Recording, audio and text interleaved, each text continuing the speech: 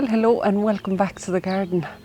I cannot believe it's month of April already, because April means that whatever jobs we were supposed to do in March and we didn't do them, we would definitely have to do them in April.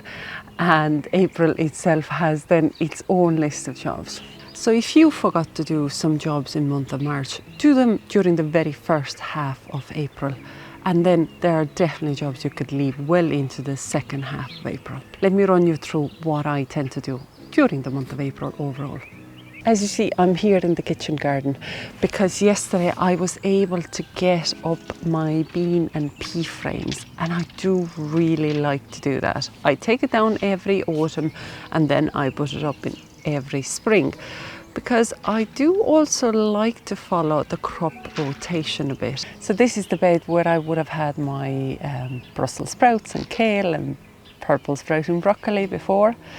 And even though with the purple sprouting broccoli, I should have been continuously harvesting from those plants for the next, even this month, like last month and this month, the plants themselves looked really gnarly. It was a tough winter for them with the amount of wind and rain they were getting. So I just chopped them back. Pea frame went up, and it's time to plant my beans and peas.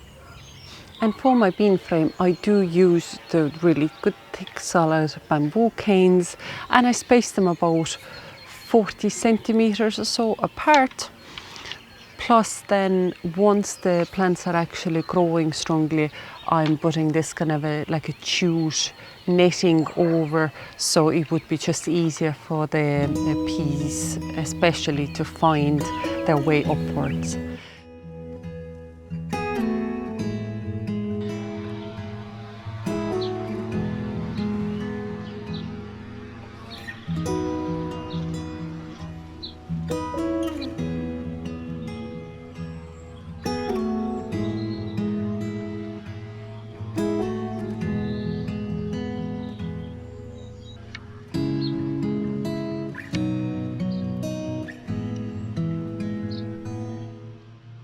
Now, I always directly sow my runner beans and then the peas, either podding or the snow peas.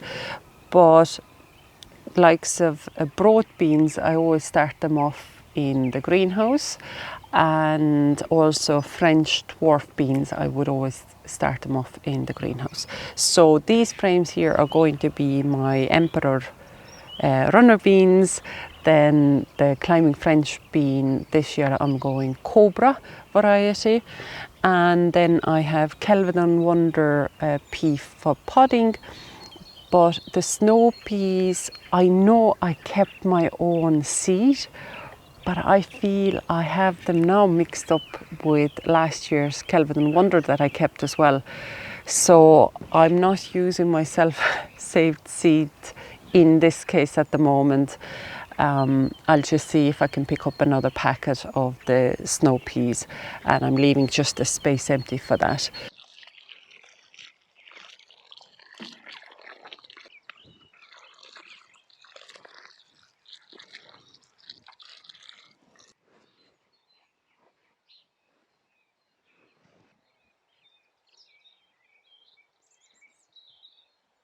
Now the next thing I'm going to be sowing into these raised bed planters where I otherwise would have garlic growing in, and I'm only going to do it into this first square, I'm not going to do it to the second one, is to sow some carrots. And these are Nance 5, so these are perfect to sow now. They would have been even perfect to sow in month of March, obviously, if the weather was any bit better in our March month. Oh my goodness. Yeah, there's a lot of nest building going on at the moment here. Now, so these carrots are suitable to be harvested as really small roots, or then if you let it grow bigger, then obviously as a fully matured root as well. But the main thing is that my carrot planter, that big metal raised bed, otherwise it still has some carrots and parsnips in it. So once I've harvested those, I'm going to sow my main sort of autumn or winter crop, which is going to be autumn king. And once I have that planter empty, I'm going to sow the Autumn King.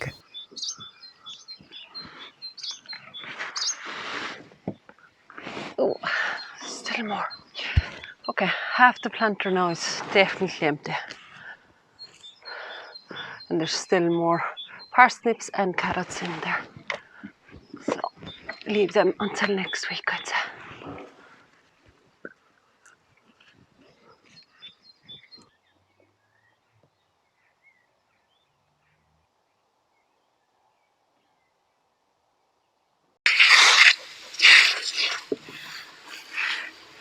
Now I'm not able to net this planter against carrot fruit fly. Main reason is because I don't have a small piece of a mesh. I only have one, and that is a big one, and it's for that big carrot bed. So I'm just hoping that the scent from the garlic is going to be strong enough to deter the carrot fruit fly around here, and then also that hopefully we'll have it harvested before any big damage is done to the crop. But otherwise, the biggest issue I always have are slugs. So luckily with these planters, I'm able to, once I come out early in the morning, which I do because obviously I let the hens out, I will be able to see any slugs and pick them off. But yeah, then the main thing is going to be keeping this nice and damp so that the carrots can actually germinate. Now I've used pieces of recycled plastic, which is see-through enough for light to get through here, and mainly just to keep down the moisture and hopefully keep the slugs off it as well. But cardboard would work the same way, and planks of wood would work, as long as you just keep checking and seeing if there's germination. And as soon as there's germination, you'd have to remove it because the plants will need light again. But on to the next job.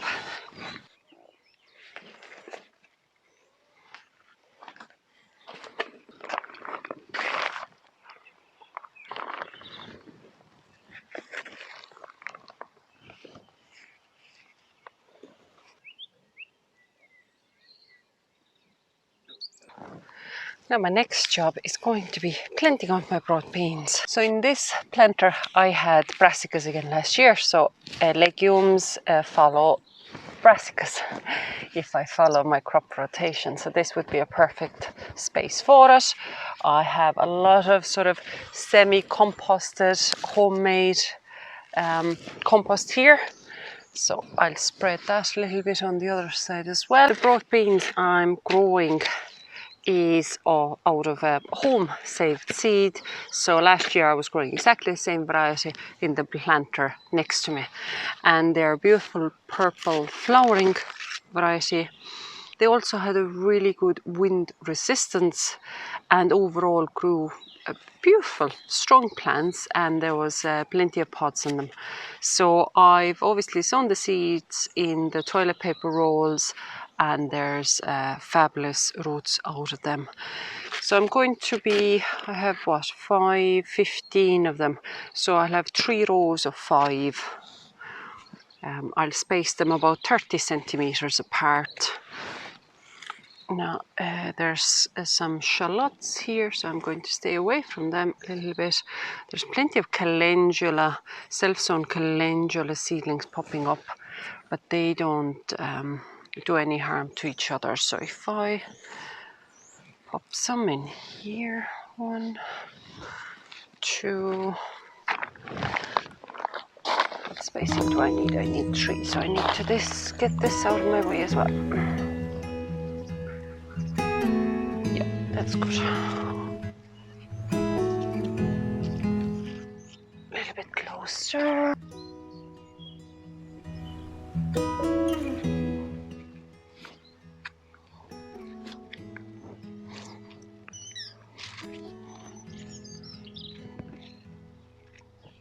Now beans love rich soil, so make sure there is plenty of goodness in the ground for them.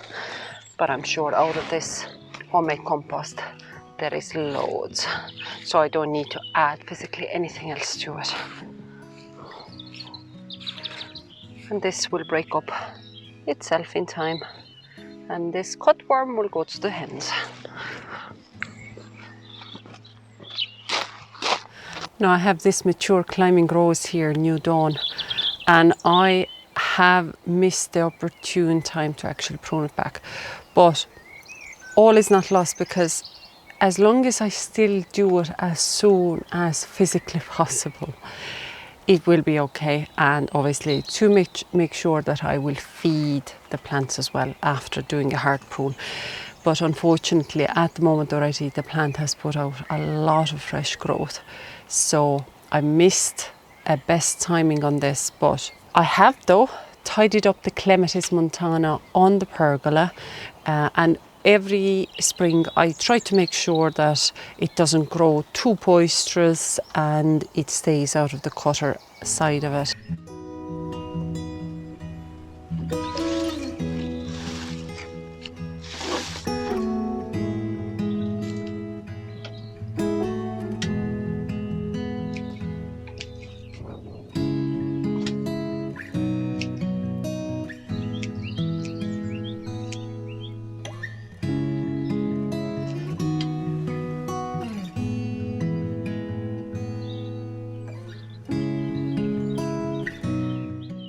And then obviously the grass cutting, there's going to be so much of this happening now. Once the weather warms up, the grass just will keep growing and growing. So any place that I don't want the grass to go too long, I'll get in there, even with the hand little head shears, and just chop everything back.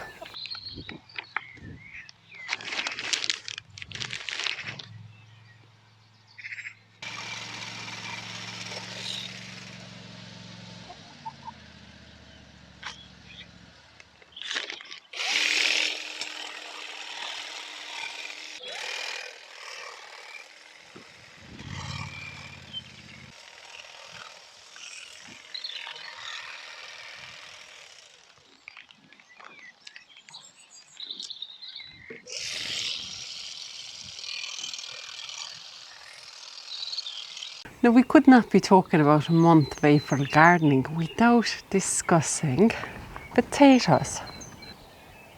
I'm planting all of my secondaries now, and this year I'm growing Charlotte, which I've grown for years before that, and these two. So these two varieties are brand new for me. One is Irish Gold. I have 4 tubers of this, and then Celebration, also just 4 tubers of that. And then I will have main crop, but the main crop I will leave until the very end of April. And that's because I also have the first earlies, so I have 5 buckets of those, so there's plenty of potatoes to go around. So I'm staggering as much as possible of the harvest. Plus also I need to figure out my pot situation, because some of the pots are taken up by some of the plants that I was moving.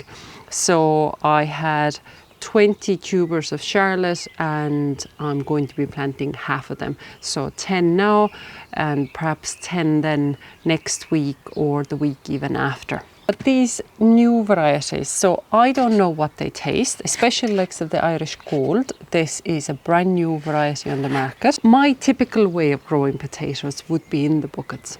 So as far as the Charlottes go, the second earlies, I actually tend to grow them in quite small buckets, which are about 10 or 12 to 15 litre in size. And all I'll do is I'll cover the very base of that pot with a sheet of newspaper, and that's just there to stop the soil from not basically escaping the pot or spilling out of the pot from the bottom on the gravel or the chips. The newspaper itself is not toxic, it's just going to compass down within that year of the pots being in the use. And then I'm going to put about 2 to 4 inches of multipurpose compost to the bottom of that pot. I'm adding about a handful of chicken manure pellets, and because these are the small pots, I'm going to mix the chicken pellets into that part of the soil, 2 tubers on top of it, and fill the pots right up to the top with the fresh compost again. And each of those small pots then will give us about a proper week's of worth of potatoes to eat. So that's like a weekly portion for our small family of 3. Now with the first earlies, I actually planted them in big 30-litre tubs, and I'm going to do the same with the main crop as well. But with this too, that I've never tasted before, I don't know if we like it. So what I'm thinking I'll be doing is that I'll take one of those big 30-litre tubs again, and I'm going to put 2 of the Irish Gold and 2 of the Celebration, both of them into the same pot. Now it will be very easy to distinguish after which variety is which variety, because Celebration has a very distinctive colour configuration on it. Yeah, their look is very unique, which you can't see through this at the moment, but it's like a multicoloured. So I'm not worried that we won't recognise which potato we're actually eating. And then I'm also going to do just 2 plain pots of 2 tubers in each of them of the same small size like Charlotte. So 1 big 30-litre tub of 2 Irish Gold and 2 Celebration mix, and then 2 small pots of purely either Irish Gold or the Celebration. Now April seed sowing, I think, is going to be highlighted by all the tender annuals that can be sown this month. And obviously you can still sow all the brassicas, the kale, the kohlrabi, purple Sprouting broccoli, all of them. There's not too late to do any of it for succession, your cabbages, your cauliflowers, etc. But plants that I know that I can plant out early May, or that are going to be grown here inside the greenhouse, like with the tomatoes and peppers and chilies, I'm going to sow now. And there are a couple of things I've never grown before, and there are a couple of things that I've tried before but I failed, so I'm going to give them another go. And one of these plants that I've tried to grow before but I failed is a soybean. So this particular variety now is a Fiskeby, and this should be suitable for a cooler climate, but I'm still trying to test it in 2 places. So I'm going to sow everything today in pots, obviously, and then I'm going to try to grow some of them here in the greenhouse and then some of them outside, and see how they turn out, if anything is going to grow from them. So that's something that I have tried before but I failed.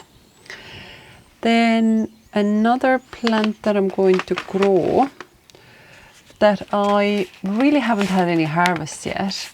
I've grown them before and I've sown them outside before, not that exact variety, but it's been a dwarf French bean, which is purple in colour. I know this packet doesn't have a coloured picture or anything, but it is, it gives you the name of it. So French purple queen bean. So I'm trying to grow that.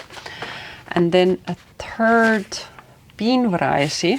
Now I've never grown that before, and that's going to be grown outside, but I want to sow it indoors now and make sure they're strong plants before I plant them out.